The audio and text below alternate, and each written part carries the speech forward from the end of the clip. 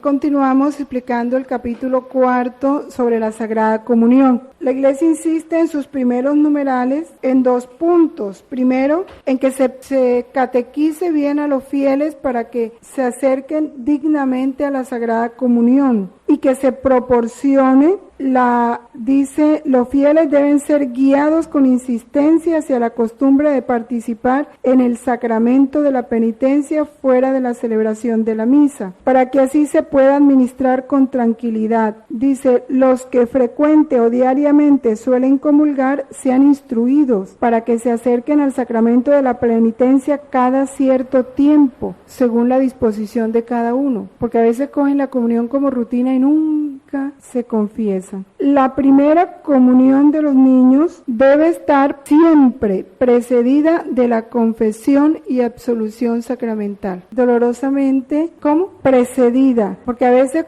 como son niños ellos no tienen pecado, entonces directo a la comunión. Además, la primera comunión siempre debe ser administrada por un sacerdote y ciertamente nunca fuera de la celebración de la misa. Salvo casos excepcionales, es poco adecuado que se administre el Jueves Santo in cena Domini. Es mejor escoger otro día, como los domingos de 2 y 6 de Pascua. O sea que no es recomendable que el Jueves Santo se celebre la primera comunión, la solemnidad del Santísimo Cuerpo y Sangre de Cristo o los domingos del tiempo ordinario. Por eso dice salvo casos excepcionales. Puede haber una excepción, pero no es que la parroquia tal organizó las primeras comuniones para el Jueves Santo, porque eso ya no es un caso excepcional, puesto que el domingo es justamente considerado como el día de la Eucaristía. No se acerquen a recibir la Sagrada Eucaristía los niños que aún no han llegado al uso de la razón o los que el párroco no juzgue suficientemente dispuestos. Sin embargo, cuando suceda que un niño, de modo excepcional con respecto a lo de su edad, sea considerado maduro para recibir el sacramento, no se le debe negar la primera comunión siempre que esté suficientemente instruido. Eso lo dice el padre, ¿no? Si ya el niño entiende lo que va, pues está listo. Los fieles habitualmente reciban la comunión sacramental de la Eucaristía en la misma misa y en el momento prescrito por el mismo rito de la celebración. Esto es, inmediatamente después de la comunión del sacerdote celebrante. Corresponde al sacerdote celebrante distribuir la comunión, si es el caso, ayudado por otros sacerdotes o diáconos, y éste no debe proseguir la misa hasta que haya terminado la comunión de los fieles. Solo donde la necesidad lo requiera, los ministros extraordinarios pueden ayudar al sacerdote celebrante según las normas del derecho. Aquí hay varias cosas. Primero, no sé si todavía, pero existía la costumbre en algunas iglesias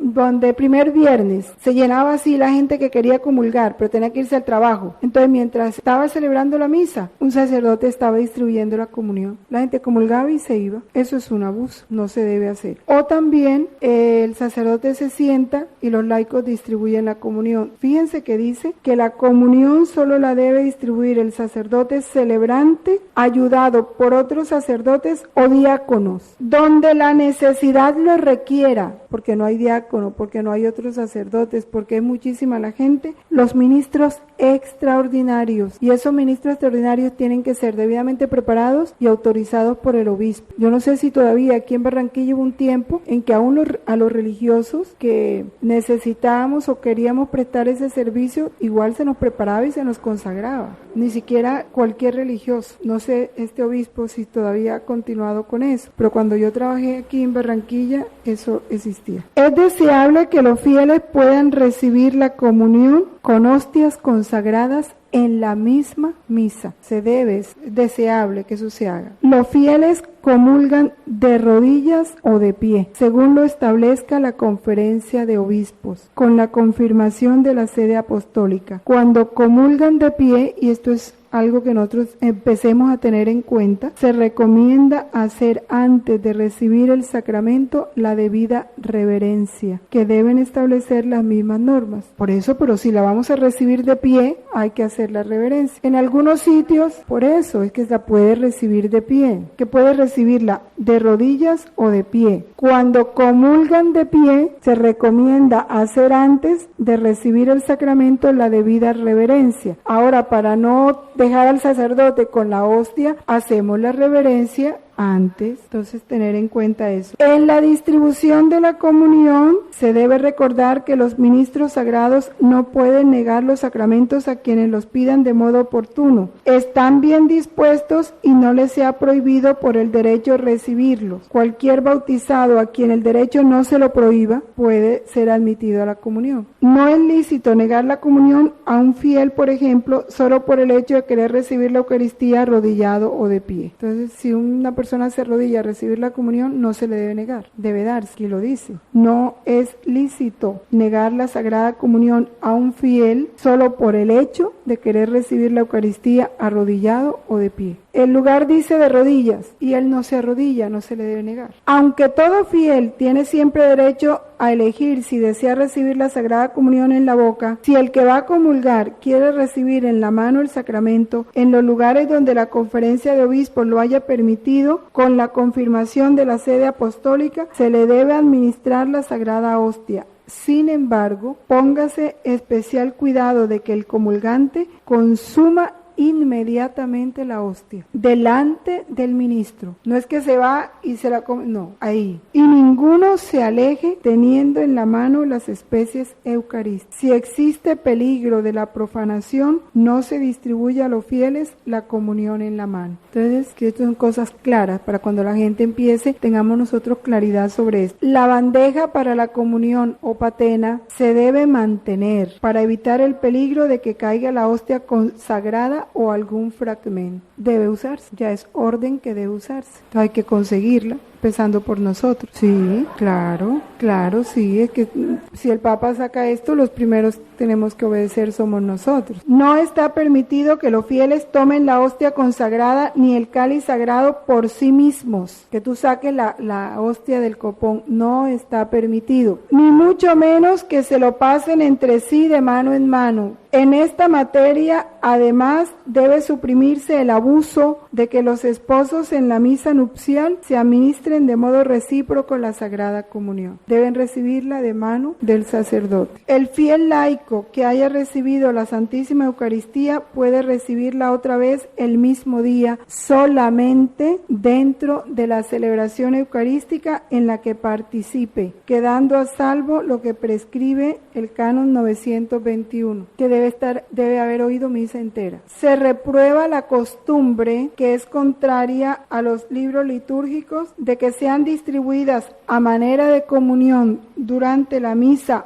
o antes de ella, ya sean hostias no consagradas, ya sean otros comestibles o no comestibles, puesto que estas costumbres de ningún modo concuerdan con la tradición del rito romano y llevan consigo el peligro de inducir a confusión a los fieles respecto a la doctrina eucarística de la Iglesia. Debe ser que en algunos lugares a los que no comulgan les dan hostias sin consagrar o les dan otra cosa para que coman. Donde en algunos lugares exista por concesión la costumbre particular de bendecir y distribuir pan después de la misa, téngase gran cuidado de que se dé una adecuada catequesis sobre este acto. No se introduzcan otras costumbres similares ni sean utilizadas para esto nunca hostias no consagradas, que crea confusión en la gente. La comunión de los sacerdotes. El sacerdote debe comulgar en el altar, cuando lo determina el misal. Nunca espere para comulgar el sacerdote celebrante o los concelebrantes hasta que termine la comunión del pueblo. Bueno, eso ya le toca a ellos. La comunión bajo las 12 especies. Para administrar a los fieles laicos la Sagrada Comunión bajo las 12 especies, se deben tener en cuenta las circunstancias sobre las que se deben juzgar, en primer lugar, los obispos diocesanos. Se debe excluir la comunión bajo las dos especies cuando exista peligro de profanación de las especies. No se administre la comunión con el cáliz a los fieles laicos donde sea tan grande el número de los que van a comulgar que resulte difícil calcular la cantidad de vino para la Eucaristía y exista el peligro de que sobre demasiada cantidad de sangre de Cristo que deba sumirse al final de la concelebración. Tampoco donde el acceso ordenado al cáliz solo sea posible con dificultad o donde sea necesaria tal cantidad de vino que sea difícil poder conocer su calidad y su proveniencia, o cuando no esté disponible un número suficiente de ministros sagrados ni de ministros extraordinarios de la Sagrada Comunión que tengan la formación adecuada, o donde una parte importante del pueblo no quiera participar del cáliz por diversas y persistentes causas, disminuyendo así en cierto modo el signo de unidad. Contagio, ¿no?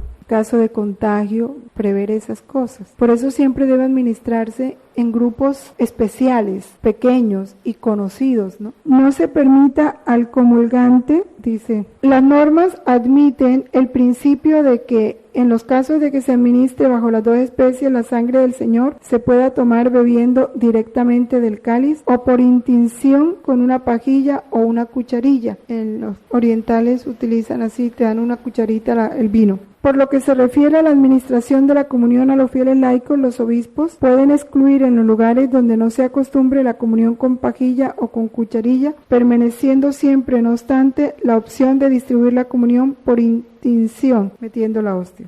Para esto utilícense hostias que no sean ni demasiado delgadas ni demasiado pequeñas que se mojen los dedos, ¿no? No se permita al comulgante mojar por sí mismo la hostia en el cáliz, ni recibir en la mano la hostia mojada. La hostia debe hacerse el mojar la hostia debe hacerse de manera válida. Por lo que se refiere a la hostia que se debe mojar, esta debe hacerse de manera válida y estar consagrada. Está absolutamente prohibido el uso de pan no consagrado o de otra materia. Si no es suficiente un cáliz para la distribución bajo las dos especies, se pueden utilizar varios. Recuerden que todos los sacerdotes que celebran la misa tienen que realizar la comunión bajo las dos especies. Por eso ellos toman de un solo cáliz, ¿no? El cáliz de la consagración en la misa, donde hay mucho concelebrante, es bien grande, cuando el Papa concelebra, por ejemplo, porque todos deben beber de ese único cáliz. Se debe evitar, después de la consagración, echar la sangre de Cristo de un cáliz a otro. Todos los cáliz que se van a usar deben estar listos en el momento de la consagración, para excluir cualquier cosa que pueda resultar un agravio de tan gran misterio. Para contener la sangre del Señor nunca se utilicen frascos, vasijas u otros recipientes que no respondan a las normas establecidas. ¿Cuál es la norma? Dice, ahorita más adelante explica esa parte. Quien arroja por tierra las especies consagradas o las lleva o retiene con una finalidad sacrílega, incurre en excomunión lete sentencia, reservada a la sede apostólica. El clérigo puede ser castigado además con otra pena, sin excluir la expulsión del estado clerical. En este caso se debe considerar incluida cualquier acción voluntaria y grave de desprecio de las sagradas especies. Por ejemplo, arrojando las sagradas especies en el lavabo de la sacristía o en un lugar indigno o por el suelo, incurre en las penas establecidas. Recuerden todos los que al terminar la distribución de la Sagrada Comunión dentro de la celebración de la misa hay que observar lo que prescribe el misal romano y sobre todo que el sacerdote o según las normas otro ministro deba sumir en el altar íntegramente el vino consagrado que quizá haya quedado. No debe quedar nada de vino en el cáliz. Las hostias consagradas que han sobrado o las consume el sacerdote en el altar o las lleva al lugar destinado para la reserva de la Eucaristía. ¿Hay alguna pregunta sobre esto? Bueno, había en un capítulo que mejor dicho ha levantado polvo, que es algo que ya se había dicho. El lugar de la celebración de la Eucaristía. Cuando uno comprende lo que es la Eucaristía, esto es lo más normal. La Eucaristía se debe celebrar en un lugar sagrado. Es que es Cristo mismo, el altar es Cristo, el pan es Cristo y el sacerdote es Cristo. Es Cristo el que se ofrece, el que ofrece y aquel en quien todo se ofrece. A no ser que en un caso particular la necesidad de exija otra cosa. En este caso, la celebración debe realizarse en un lugar digno. Por ejemplo, cuando uno va a misiones, ¿no? A esas veredas donde nunca va un sacerdote, donde no hay ni siquiera una capilla, hay una misión y se va a celebrar la Eucaristía. Entonces se busca una mesa digna y un lugar digno para la celebración de la Eucaristía. Esos son los casos, dijéramos, de necesidad, en donde realmente toca porque no hay más. Nunca es lícito a un sacerdote celebrar la Eucaristía en un templo o lugar sagrado de cualquier religión no cristiana. Entonces llegamos a una mezquita y entonces el sacerdote va a celebrar en la mezquita para orar por los musulmanes, solo en el templo católico. Los sacerdotes se recomienda la celebración diaria encarecidamente, ¿no? Aunque no pueda tenerse con asistencia de fieles, es una acción de Cristo y de la Iglesia. Así la celebren solito, así no haya nadie. En la concelebración de la Eucaristía, admítese a celebrar a un sacerdote aunque el rector de la Iglesia no lo conozca, con tal de que presente las cartas comendaticias. La misa se debe celebrar en lengua latina o en otra lengua, con tal de que se empleen textos litúrgicos que hayan sido aprobados. Exceptuadas las celebraciones de la misa, que según las horas y los momentos, la autoridad establece que se hagan en la lengua del pueblo, siempre y en cualquier lugar es lícito a los sacerdotes celebrar el santo sacrificio en latín. O sea, no es problema de que un sacerdote venga aquí y celebre en latín. Así nosotros hablemos español, lo pueden hacer. Cuando una misa es concelebrada por varios sacerdotes, en la plegaria eucarística se debe utilizar la lengua conocida por todos. Por eso, cuando son de varias lenguas, pues les tocará celebrar en latín, ¿no? En las misas dominicales es normal que se encuentren los grupos, movimientos, asociaciones y comunidades religiosas presentes. Estos grupos de ninguna manera están exentos de observar fielmente las normas litúrgicas. Cuando un sacerdote celebra la misa a cualquier grupo en especial, catecúmenos, misioneros, los legionarios, dice, de ninguna manera están exentos de observar fielmente las normas litúrgicas. Se reprueba el abuso de que sea suspendida de forma arbitraria la celebración de la Santa Misa en favor del pueblo bajo el pretexto de promover el ayuno de la Eucaristía. Los sacerdotes tienen obligación los domingos de celebrar una misa en favor del pueblo. Entonces, cuando el sacerdote se enoja con el pueblo, le dice, este domingo, para que tengan el ayuno eucarístico, yo no voy a celebrar la misa en favor del pueblo. Eso no se debe hacer. No se multipliquen las misas contra la norma del derecho. Se le está permitido solo máximo 3 misas diarias. Los vasos sagrados son los que están destinados a recibir el cuerpo y la sangre del Señor. Se deben fabricar conforme a las normas de la tradición y los libros litúrgicos. ¿Cuáles son? Materiales sólidos, sea un material noble, de manera que con su uso se tribute honor al Señor y se evite absolutamente el peligro de debilitar a los ojos de los fieles la doctrina de la presencia real de Cristo y de las especies eucarísticas. Se reprueba cualquier uso por el que sean utilizados vasos comunes o de escaso valor, en lo que se refiere a la calidad o carentes de todo valor artístico, o simples cestos u otros vasos de cristal, arcilla, creta y otros materiales que se rompen fácilmente. Esa es otra adquisición que tenemos que hacer. O materiales que se corrompan fácilmente. Los vasos sagrados, antes de ser utilizados, son bendecidos por el sacerdote. Es laudable que esta bendición sea hecha por el obispo. El sacerdote, después de la distribución, purifica la patena o la píxide.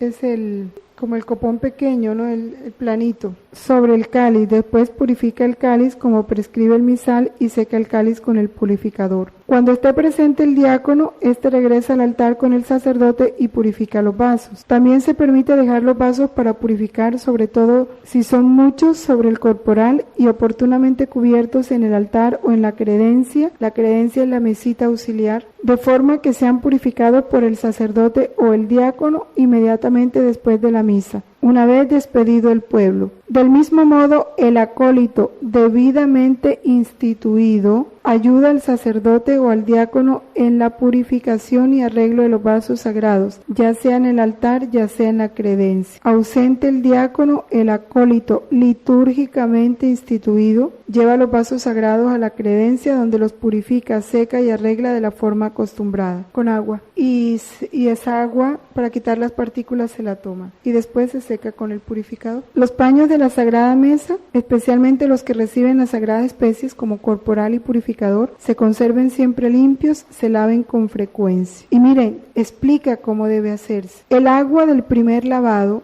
el purificador y el corporal se echan en agua. Esa primera agua y ese lavado se hace a mano. Se vierta en un recipiente apropiado de la iglesia o sobre la tierra. No se debe echar en otra parte, ni en el lavamano, ni nada, sino en la tierra, en un lugar adecuado, o sea, ojalá donde no sea pisado. Después de esto, se puede lavar nuevamente del modo acostumbrado, ya con jabón y todo. No es que el purificador de la sacristía se eche en remojo, no. En remojo con jabón, no. Primero hay que lavarlo con agua, porque esa agua tiene partículas, ¿sí? Entonces, igual la sangre de Cristo que recogió el purificador. Entonces eso, tener ese cuidado, esa delicadeza con las cosas de Dios. En cuanto a las vestiduras, que aquí hubo otra confusión. Bueno, los colores litúrgicos. El alba debe estar cogida con un cíngulo, dice, a no ser que se adhiera al cuerpo sin cíngulo. Antes de ponerse el alba, si el alba no cubre totalmente el vestido común, se puede emplear el amito, era un trapo cuadrado que se usaba antes. La vestidura propia del sacerdote celebrante en la misa y en otras acciones sagradas es la casulla, que se coloca sobre el alba y la estola. El sacerdote que se reviste con la casulla conforme a las rúbricas no deje de ponerse la estola. Todos los ordinarios vigilen para que sea extirpada cualquier costumbre contraria. En el misal romano se permite que los concelebrantes, excepto el celebrante principal, que siempre debe llevar la casulla del color prescrito, puedan omitir la casulla, cuando haya una justa causa, por ejemplo el gran número de celebrantes. Sin embargo, en el caso de que esta necesidad se pueda prever en cuanto sea posible, provéase, o sea que lleven casulla los concelebrantes. Los concelebrantes, a excepción del celebrante principal, pueden también llevar la casulla de color blanco en caso de necesidad, o sea que la casulla siempre debe. La vestidura del diácono es la dalmática. Se ha reprobado el abuso de que los sagrados ministros realicen la Santa Misa incluso con la participación de solo un asistente sin llevar las vestiduras sagradas o con solo la estola sobre la cogulla monástica. A veces los religiosos que usan su hábito se ponen sobre el hábito la estola y ya, eso no debe. La estola es la que se colocan sobre el cuello, que cuelga, grande, sí. O en el hábito común de los religiosos o la vestidura ordinaria contra la presente de los libros litúrgicos. Los ordinarios cuiden que este tipo de abuso sea corregido rápidamente. Bueno, la reserva de la Eucaristía y su culto fuera de la misa. Se prohíbe reservar el Santísimo Sacramento en los lugares que no están bajo la segura autoridad del obispo diocesano o donde exista peligro de profanación. Esto porque hubo un tiempo, yo no sé si todavía está, espero que no, en la renovación carismática se le autorizaba a muchas personas llevar la Eucaristía y entonces conseguían como un relicario y llevaban la Eucaristía consigo. Eso no está permitido. Para que la Eucaristía se reserve, incluso en nuestras casas, para el Padre tener sagrario en nuestras casas necesitó permiso escrito del ordinario del lugar. No se puede, porque ha habido mucho abuso. Hay personas que se las dieron para que las tuvieran en sus casas o llevar consigo en su cuerpo, no. El Santísimo Sacramento será reservado en un sagrario, en la parte más noble de la iglesia, más insigne, más destacada. Ahora lo están reduciendo a la parte menos destacada. La parte más destacada, pues si es el centro, más convenientemente adornada y también por la tranquilidad del lugar, apropiada para la oración con espacio ante el sagrario, así como suficientes bancos o asientos y reclinatorios. ¿Cómo lo van a reducir a una capillita? Tú entras al templo y no está ahí. No, eso no está bien. Por lo mismo, malas interpretaciones. Claro, darle el lugar que le conviene, claro. Nadie lleve la Sagrada Eucaristía a casa o a otro lugar contra las normas del derecho. Sustraer o retener las sagradas especies con un fin sacrílego o arrojarlas constituye una de las graviora delicta, o sea, de los delitos más graves. El sacerdote o diácono o el ministro extraordinario, cuando el ministro ordinario está ausente o impedido que lleva al enfermo la Sagrada Eucaristía para la comunión, irá directamente, en cuanto sea posible, desde el lugar donde se reserva el sacramento hasta el domicilio del enfermo, excluyendo, mientras tanto, cualquier otra actividad profana, para evitar todo peligro de profanación y para guardar el máximo respeto al cuerpo de Cristo. Además, sígase siempre el ritual para administrar la comunión a los enfermos. A veces, espérate un momentico que pasamos por la Olímpica y tengo que ir a comprar, y se deja al Santísimo ahí, un buen rato, no, es directo, del templo a la casa del enfermo sin ninguna otra parada. Sacerdote, diácono o ministro extraordinario de la Eucaristía, nadie más. El culto que se da a la Eucaristía fuera de la misa es un valor inestimable. Promuévase la piedad hacia la Santísima Eucaristía, tanto privada como pública, también fuera de la misa, en el caso de la adoración, ¿no? La visita al Santísimo Sacramento. Los fieles no dejen de hacerla durante el día, puesto que el Señor Jesucristo presente en el mismo, como una muestra de gratitud, prueba de amor y un homenaje de la debida adoración. Esta contemplación de Jesús presente en la Eucaristía es comunión espiritual, une fuertemente a los fieles con Cristo, como resplandece en el ejemplo de tantos santos. La iglesia en la que está reservada la Santísima Eucaristía debe quedar abierta a los fieles por lo menos algunas horas al día. Otra cosa, a veces la cierran todo el día, a no ser que obste una razón grave. El ordinario promueva intensamente la adoración eucarística con asistencia del pueblo. La exposición de la Santísima Eucaristía hágase siempre como se prescribe en los libros litúrgicos. No se excluya el rezo del rosario, admirable en su sencillez y en su profundidad, delante de la reserva eucarística o del Santísimo Sacramento expuesto. Sin embargo, cuando se hace la exposición, se evidencie el carácter de esta oración como contemplación de los misterios de la vida de Cristo, sobre todo empleando lecturas sacadas de la Sagrada Eucaristía. El Santísimo Sacramento nunca debe permanecer expuesto sin suficiente vigilancia, ni siquiera por un tiempo breve. Esto aprovecho porque a veces cuando vienen a la adoración me ha tocado que se salían a llamar por teléfono y dejaban al Santísimo solo. Y no debe ser así. El Santísimo expuesto siempre debe estar acompañado, ni siquiera por un tiempo muy breve, debe dejársele solo. Por lo tanto, hágase de tal forma que en momentos determinados siempre estén presentes algunos fieles, al menos por turno. Por eso se reserva cuando ya no hay nadie. Es muy recomendable designe algunas iglesias para la adoración perpetua. En cuanto sea posible, diariamente se haga la exposición que se interrumpirá mientras se celebra la misa. Conviene que en la misa que precede inmediatamente a un tiempo de adoración se consagre la hostia que se expondrá a la adoración y se coloque en una custodia sobre el altar después de la comunión. Bueno. Las procesiones y los congresos eucarísticos. Conviene no perder la tradición de realizar procesiones eucarísticas por las calles, sobre todo en la solemnidad del cuerpo y sangre de Cristo. Pero hay que instruir. Es que me ha tocado ver, antes veían los carros que venía la procesión, paraban el carro, se bajaban, se arrodillaban, adoraban y cuando pasaba la procesión seguían su marcha.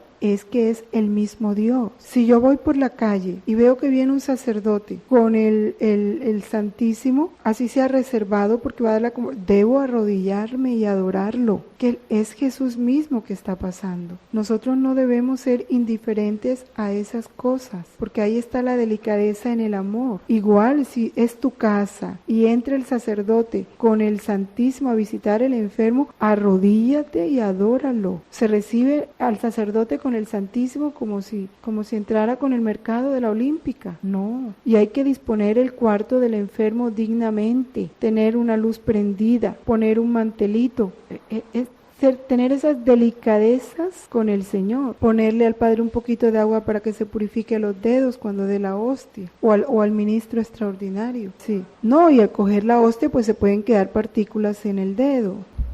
Es tener eso, yo digo, son delicadezas de amor, de fe para con Dios, porque el homenaje es a Él, no es al sacerdote, no es al diácono, no es al ministro. Dice, búsquense nuevas maneras de realizarlas acomodándolas a los tiempos actuales, bien sea en torno al santuario, en lugares de la iglesia o en parques públicos. ¿Se acuerdan antes que habían esas procesiones en que toda la ciudad se volcaba a adorar ese cuerpo de Cristo? Bueno, y los congresos eucarísticos que también son de gran utilidad. Luego el capítulo 7 habla de los ministros extraordinarios y de los fieles laicos de la Sagrada Comunión, ¿no? Dice que el sacerdocio ministerial no se puede sustituir. Por eso la falta del sacerdote en la comunidad, cuando no está, carece del ejercicio y la función sacramental de Cristo. Sin embargo, donde la necesidad de la Iglesia así lo aconseje, faltando los ministros sagrados, pueden los fieles laicos suplir algunas tareas litúrgicas conforme a las normas del derecho. Estos fieles son llamados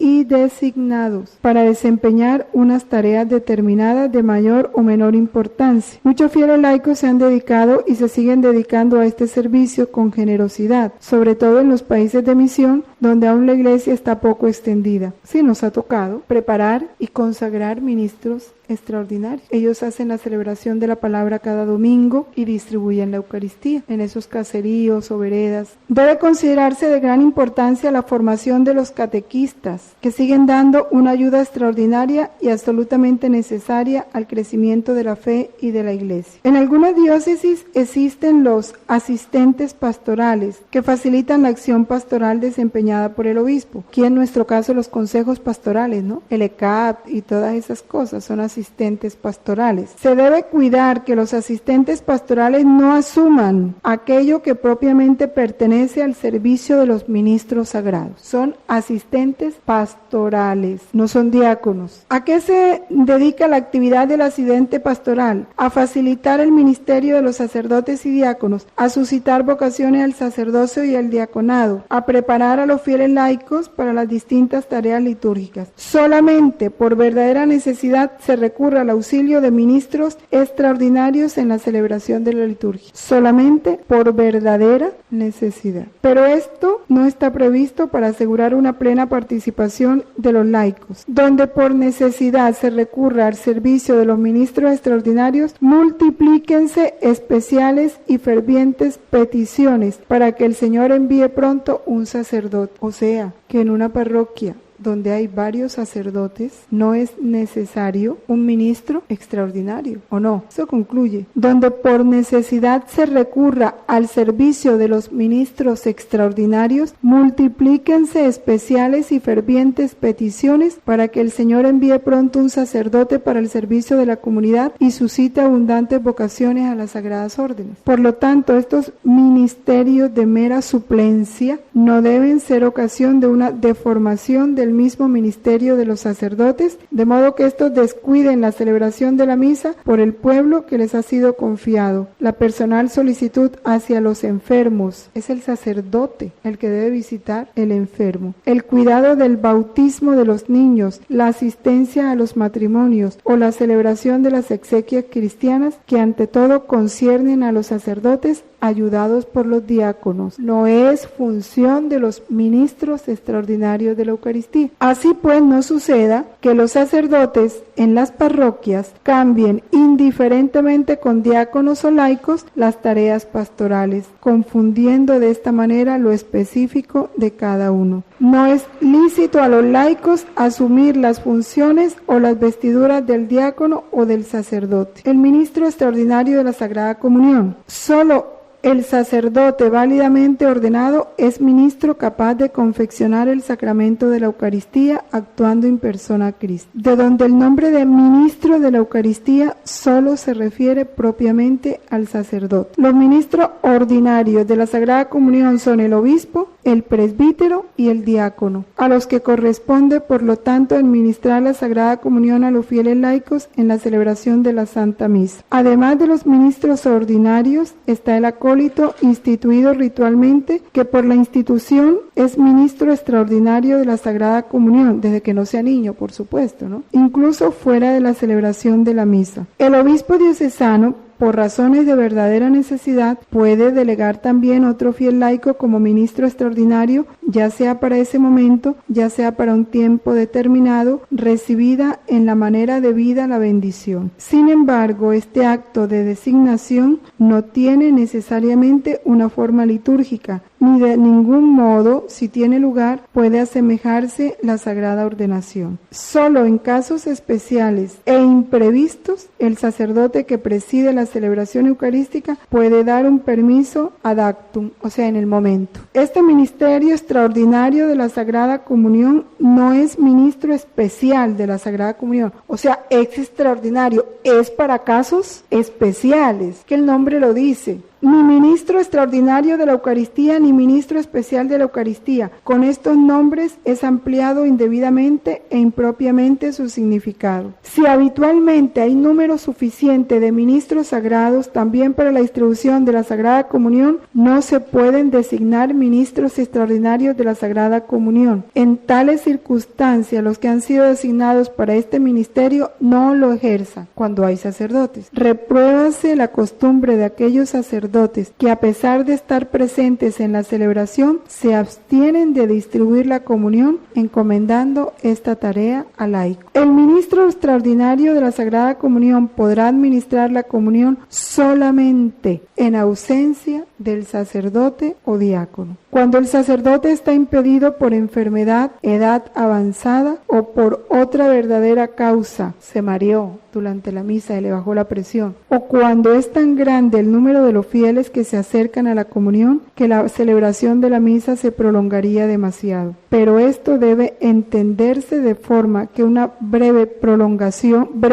5 minutos, sería una causa absolutamente insuficiente según la cultura y las costumbres propias del lugar. Al ministro extraordinario de la Sagrada Comunión nunca le está permitido delegar en ningún otro para administrar la Eucaristía, como por ejemplo los padres o el esposo o el hijo del enfermo que va a comulgar. Como decirle, ay, sabes, yo no puedo oír, entonces yo te mando la Eucaristía con el chofer y tú se la das. El obispo diocesano examine la práctica en esta materia durante los últimos años y si es conveniente la corrija o la determine con mayor claridad. Donde por una verdadera necesidad se haya difundido la designación de este tipo de ministros extraordinarios, Verbo y Gracia Barranquilla, corresponde al obispo diocesano, teniendo presente la tradición de la Iglesia, dar las directrices particulares que establezcan el ejercicio de esta tarea según las normas del derecho. Ahora habla de la predicación. Como ya se ha dicho, la homilía, por su importancia y naturaleza, está reservada al sacerdote o al diácono. Por lo que se refiere a otras formas de predicación, si concurren especiales necesidades que lo requieran, pueden ser admitidos fieles laicos para predicar en una iglesia u oratorio fuera de la misa, según las normas del derecho, lo cual puede hacerse solamente por la escasez de ministros sagrados en algunos lugares para suplirlos, sin que se pueda convertir en ningún caso la excepción en algo habitual. Ni se debe entender como una auténtica promoción del laicado. Es que el laico ahora es tan importante que ya puede suplir al sacerdote en la predicación, no. Además, recuerden todos que la facultad para permitir esto en un caso determinado se reserva a los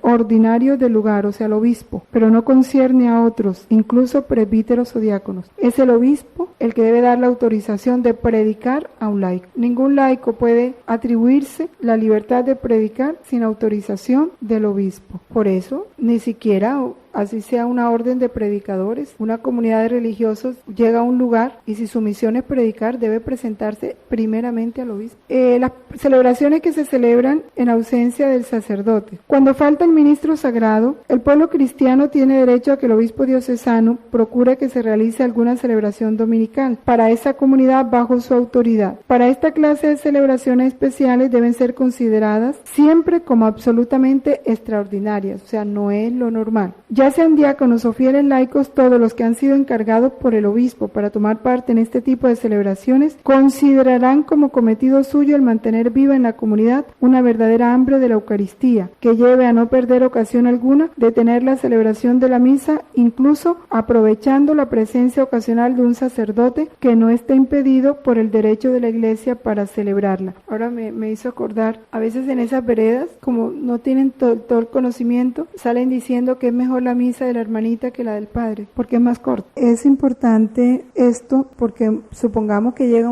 como el padre Holma o el padre Hoyos, llamarlo a celebrar, no, porque no están autorizados, así sean sacerdotes. Tiene que ser un sacerdote que esté legítimamente autorizado por la Iglesia. Por eso hay que evitar cualquier confusión entre este tipo de reuniones y la celebración eucarística. Por eso los obispos valoren con prudencia si se debe distribuir la Sagrada Sagrada Comunión en estas reuniones, porque puede llegarse a una profanación. Conviene que esto sea determinado para lograr una mayor coordinación por la Conferencia de Obispos, de modo que alcanzada la resolución, la presentará a la aprobación de la sede apostólica. En ausencia del sacerdote y del diácono, será preferible que las diversas partes puedan ser distribuidas entre varios fieles, en vez de que uno solo de los fieles laicos dirija toda la celebración. No conviene en ningún caso que se diga de un fiel laico que preside la celebración, o sea, porque no está celebrando. El obispo no debe conceder facilidad que este tipo de celebraciones se haga, sobre todo si en ellas se distribuye la Sagrada Comunión. Se realizan en los días feriales y sobre todo en los lugares donde el domingo precedente o siguiente se ha podido o se podrá celebrar la Eucaristía. Se ruega vivamente a los sacerdotes que, a ser posible, celebren diariamente la Santa Misa por el pueblo en una de las iglesias que les ha sido encomendada. Tampoco se pueden reemplazar la Santa Misa con celebraciones ecuménicas de la palabra o con encuentros de oración en común con cristianos miembros de dichas comunidades eclesiales o con la participación en su servicio litúrgico. Si por una necesidad urgente el obispo diocesano permitiera la participación de los católicos, o sea, con grupos de otro credo,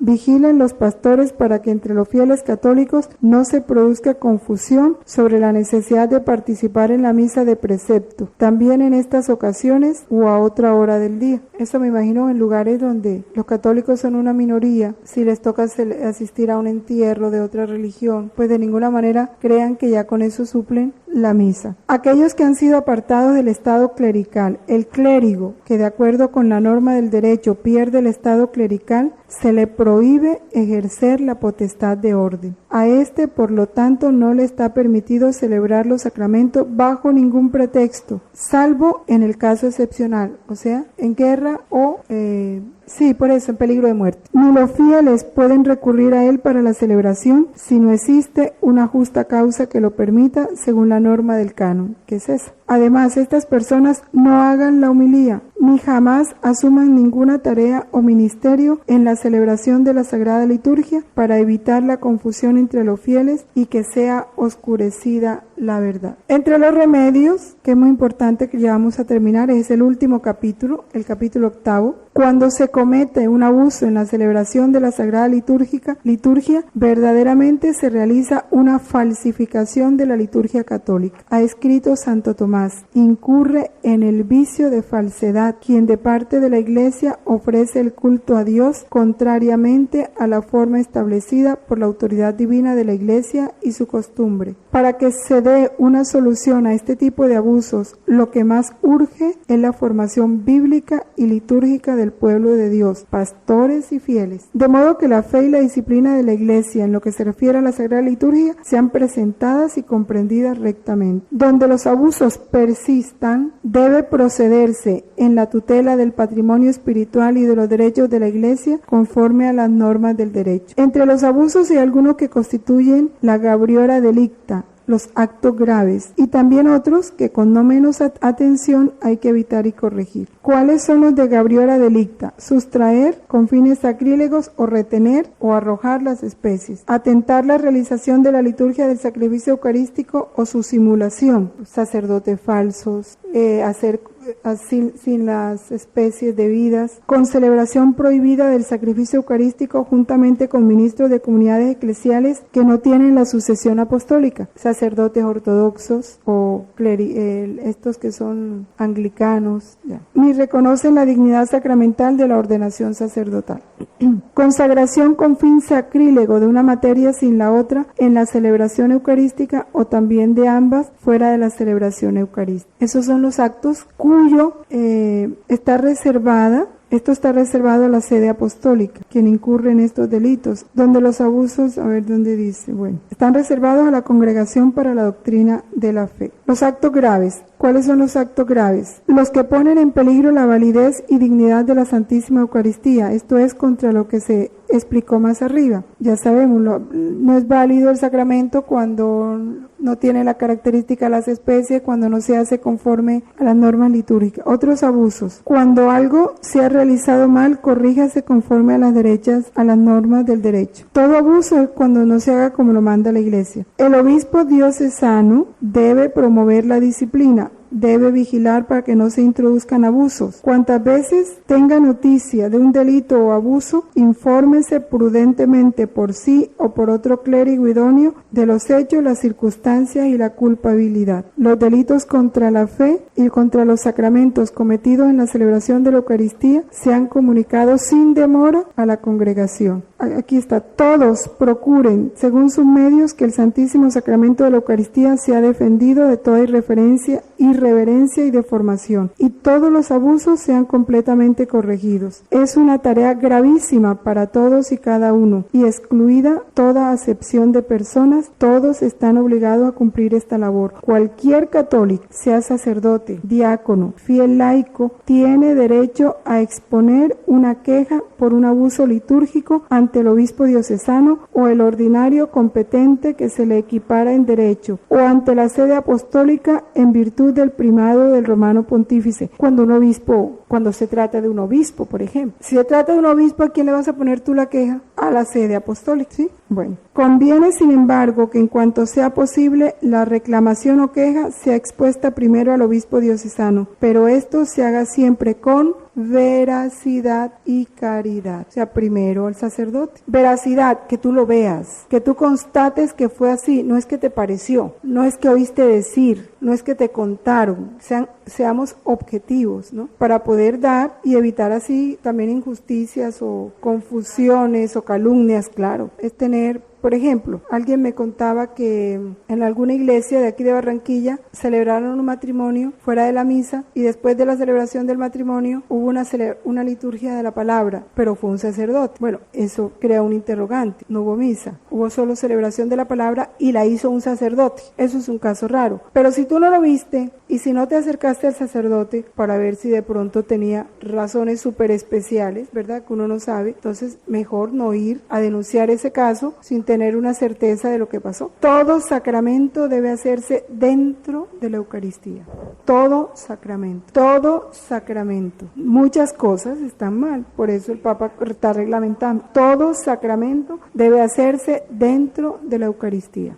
Bueno, ya lo leímos aquí. El sacramento de la penitencia, ese debe hacerse separado de la Eucaristía, porque es preparación para la Eucaristía. Es que el sacramento de la penitencia es sacramento de enfermos. Yo hablo del sacramento bautismo, Eucaristía, confirmación, matrimonio y orden. Porque sacramentos de vida. Porque el sacramento de la penitencia y la unción de los enfermos son sacramentos de enfermos. Ya, no son sacramentos de vida, son sacramentos para enfermos. Todo eso hay que corregirlo. Claro que sí quedan bautizados. Bueno, ya el Señor sabrá según el conocimiento y la formación que le dieron. Ahora, conociendo esto, ya la falta se hace más grave, ¿sí? Si no se obedece. Ahora, esto es importante porque es que hay mucha confusión. Alrededor de esto se ha creado mucha confusión y entonces la gente está brava porque el Papa ya no deja celebrar la misa fuera del templo. Entonces ya la gente está brava porque el Papa la música. Pues música es que es algo sagrado. Y entonces la prensa ayuda. Entonces una encuesta, ¿estás de acuerdo con lo que dice el Papa o no? ¿Cómo quieres tú la misa? ¿Cómo era antes? No debe ser. Es que ya está, eso no debe ser. Esto ya no debe ser. O sea, estas son cosas que el obispo tiene que retomar y organizar. Ahí lo dice muy claro. Eso está en internet. En el tiempo también salió completica. Entonces esto pues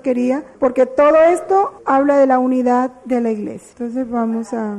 Bueno, entonces, sí, ya Andrea Paulina está próxima a salir. Vamos entonces nosotros a ser fieles, a ayudar con caridad, con respeto, sin críticas, sin señalar, que sea un apoyo amoroso para el sacerdote, amoroso, que lo hagamos por amor a Dios y a la iglesia. y una enseñanza para nosotros, porque también nosotros tenemos que aprender muchas cosas. Mañana o pasado nos toca en algún momento auxiliar al sacerdote, bien sea para ayudarle con los objetos litúrgicos, con los vasos sagrados, con los manteles, con los purificadores, pues sepamos cómo se hace. También nosotros tenemos que aprender cómo se hace. No es solo de los religiosos. Que te toque lavar unos purificadores y que entonces, ay, ¿cómo? Uno ya sabes. Ya aquí lo dice, cómo se hace, ya uno sabe y lo hace con ese respeto y esa delicadeza. A veces hay sacerdotes solos que no tienen quien les ayude en las iglesias, pues qué lindo poder prestar ese servicio, pero hacerlo como es. Dios te salve María,